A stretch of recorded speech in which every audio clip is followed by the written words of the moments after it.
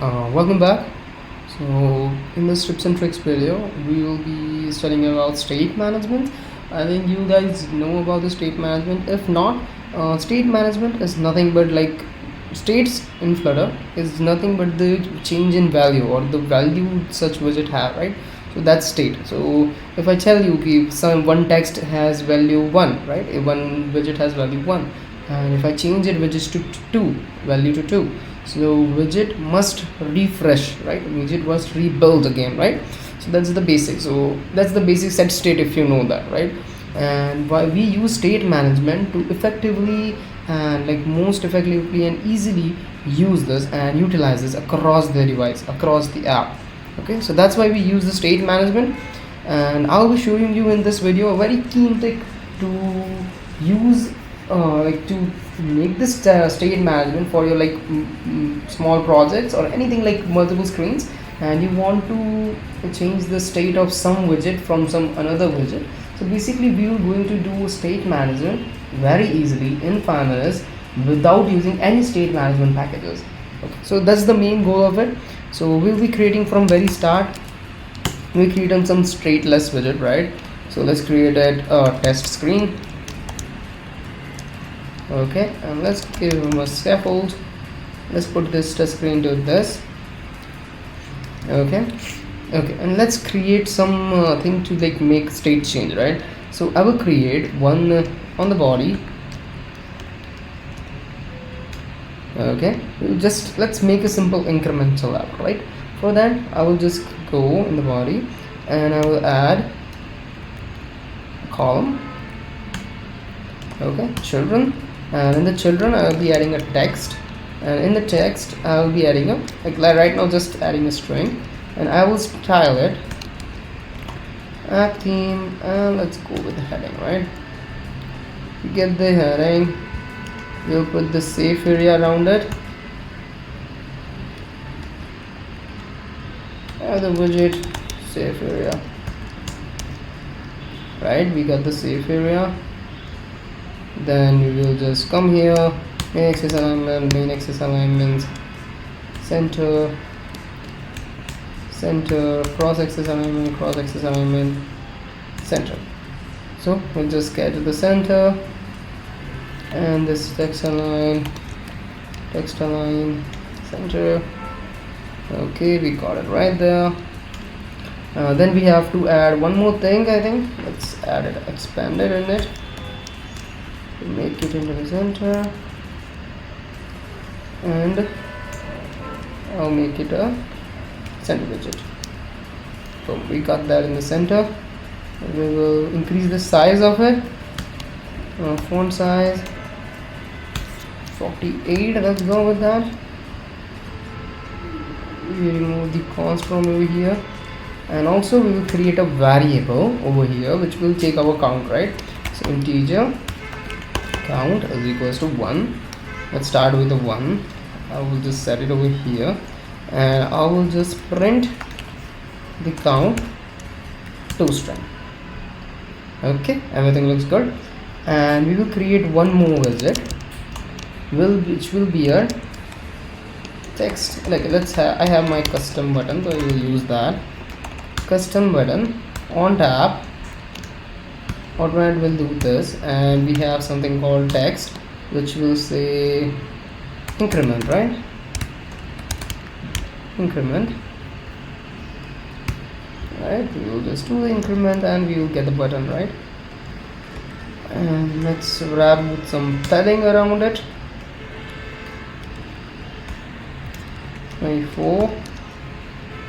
Yeah, looks good, right? So our main goal is to increment this, right? So I will just firstly we will start without any state management. So we just add the count plus plus, and you can see we are as still. Let me print it too. Let's see what state management really is. The state is changing, but the widget is not rebuilding itself. So to achieve that, we will just go and as the state is changing, so we want a stateful widget, right? And in the stateful widget, now you can see still it's changing, but the value is not changing. To do that too, we will just have to apply SetState. As soon as we apply the set state, it will increment, right? So that's our basic goal we wanted. Let's increase the font size to like something bigger. 200. Let's go with the 200 thing. Yeah, it looks good, right? So it's incrementing very exponentially. But like that's the basic step state, but you are in the same widget. That's why you are able to do this. What if I'll just extract widget count widget. Let's go with this. Okay, and now you have a count widget. Okay, and we will just go with there, and we will put it into the new file count widget dot, and we'll put it here.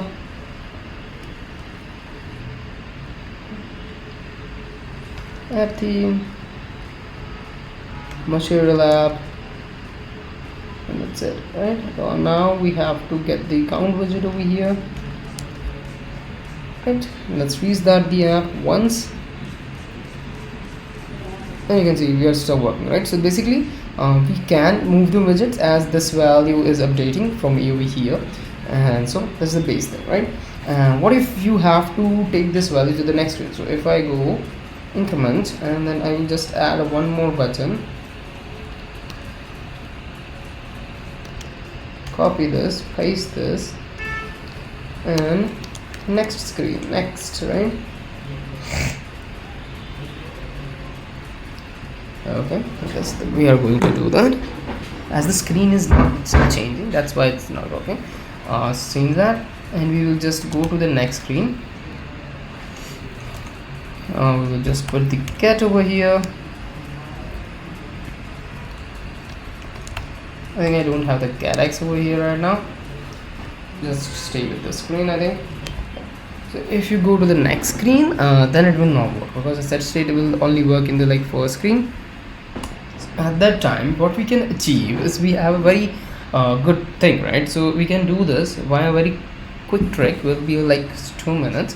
And to achieve that, we will just go and you know, every widget has its key, right? So we will just create a key first of all, then we will add a widget key, then we will create a unique key, and this is our key, right? So firstly we will remove the const, and then we will create a simple function which we will be able to call anywhere in the file, which will recreate widget, and then I'll just add it. Set state, let's add a set state on this,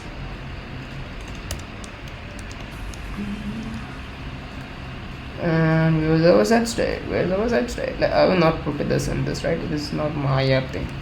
We'll just put it in here, and we will just set state, and just go widget key is equals to unique key, and then in this custom widget, where is our widget? Right, here's a widget. We will just go key and the widget key. Okay, right, we will refresh that, we will refresh it. So now even if I just not do that, okay, and we will just refresh it, and we will just call the refresh with our function. Let's recreate widget, boom. So what it does, it targetly recreate that widget without relying on the value, you know.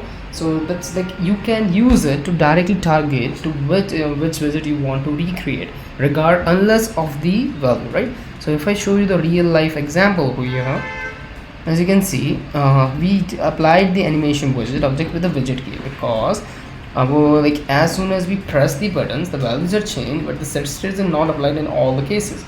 Okay, and that's why we will just auto create value, and we have to regenerate this entire widget once again, because we want to load the new animation. That's where it's most important. We use it as a very good tip. It will come handy when you are stuck with the, like, you can't do it with the set state, you want to use the recreate widget. you can use it with the function. Okay, so basically what we do is we you make a unique key and we'll provide this key to like someone else, right? Okay, thank you, bye, have a nice day.